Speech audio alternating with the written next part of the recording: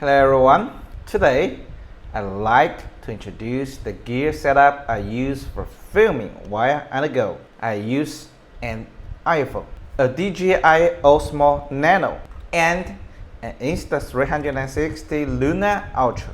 Just by seeing this lineup, you know this definitely isn't a sponsored video. Manufacturers would never allow products from other brands to appear in a promotional clip. That's right, this is simply a setup I use personally. Let's start with the iPhone. Though you could use a phone from any brand, naturally, using a smartphone is the most convenient option. In modern society, it's a device we carry everywhere. Some have even called the smartphone an external organ for modern humans, and in a way, that's true. However, shooting video with a smartphone actually comes with significant issues. You've likely seen that product launch event shot entirely on an iPhone. In China, Apple sponsors a Lunar New Year short film every year, usually directed by a famous Chinese filmmaker, and the results are impressive. But if you watch the behind-the-scenes footage, you will notice a problem. The accessories they use are far more expensive than the iPhone itself. Exactly. The biggest issue with smartphone videography is that if you want high-quality results, you almost inevitably have to rely on external peripherals. Relying solely on the phone, whether it's an iPhone or other brands, leads to major hassles. For instance, the phone is so thin that it can't stand upright on its side without falling over. You need some form of support, like a corner, a bottle, or a cup. Or, more realistically, you need to carry a dedicated stand. Then, there's the issue of built-in stabilization. When Apple introduced action mode starting with the iPhone 14, offering excellent stabilization, it demands a lot of light. On cloudy days, the phone often warns of insufficient light, and in the evening and the artificial lighting, the mode becomes almost unusable. Not to mention,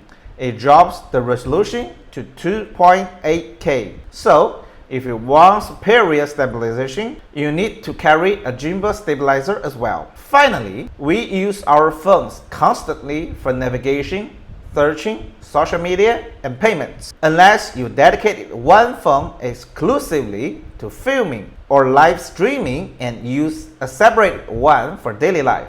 The constant process of mounting and unmounting the phone from your filming gear will drive you crazy. So next, I purchased the DJI Osmo Nano, a modular portable camera often referred to in China as a thumb camera because it's compact, thumb-sized form factor. Its standout feature is its portability.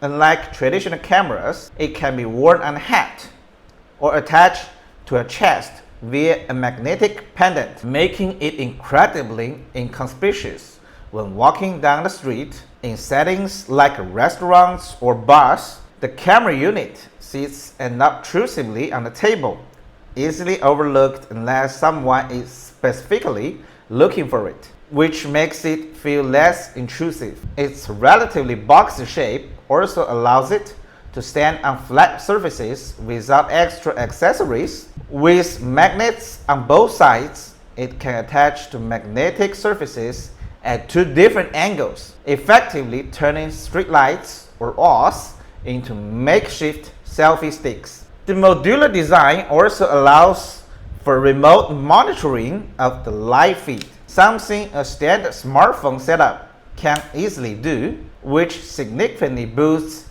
shooting efficiency. However, there is a notable drawback. Due to bandwidth limitations, the wireless monitoring feed only works for previewing the shot.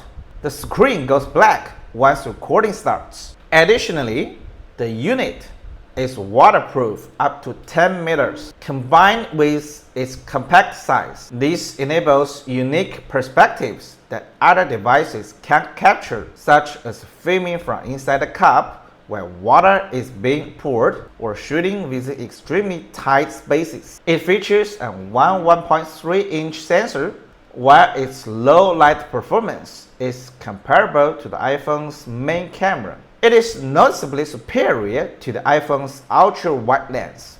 Of course, overheating can be a significant issue, and the compact body limits battery capacity, resulting in shorter runtimes. Ultimately, however, it reserves as an excellent and virtually irreplaceable supplementary device for capturing unique angles such as first-person perspective and water shots or footage from confined spaces. Finally, there is the Insta360 Luna Ultra. This device is arguably the star product of the year, featuring a dual lens setup, a main camera with an inch sensor, and a 3x telephoto lens with a 1.3-inch sensor.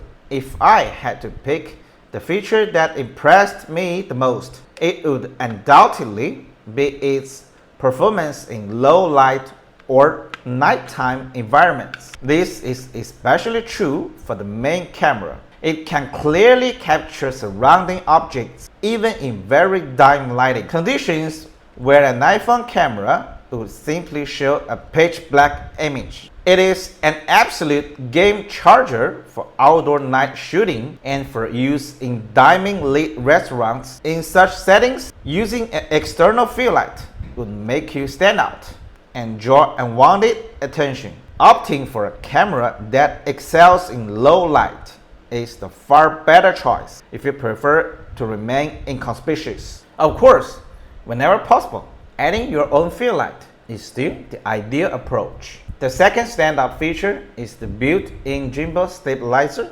Combined with smart algorithms, it enables dynamic tracking of people or objects, bringing movements to your shots. While you could achieve similar results by pairing a smartphone with a separate gimbal, that process is far more cumbersome than simply using the Luna. Additionally, the Luna screen and remote control unit are detachable. This allows you to monitoring the shot and adjust the camera angle from a distance, capabilities traditional gimbals lack, as they usually requires an auxiliary device like another iPhone or an Apple Watch. That is not all. The remote control unit doubles as a wireless microphone, so there is no need to purchase a separate mic for audio capture. I also discovered an interesting tip.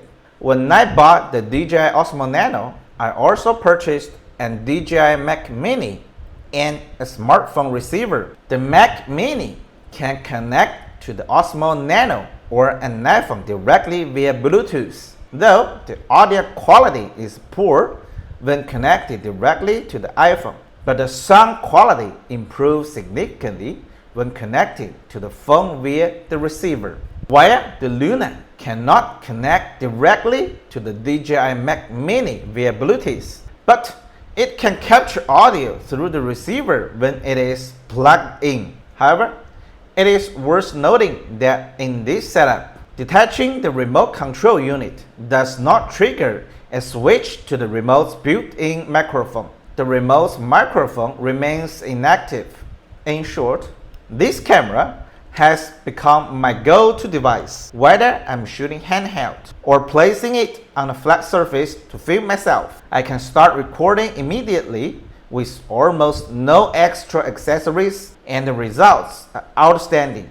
Of course, due to the structure of the mechanical gimbal, this type of camera is relatively fragile and not waterproof, so it does not conflict with the Nano.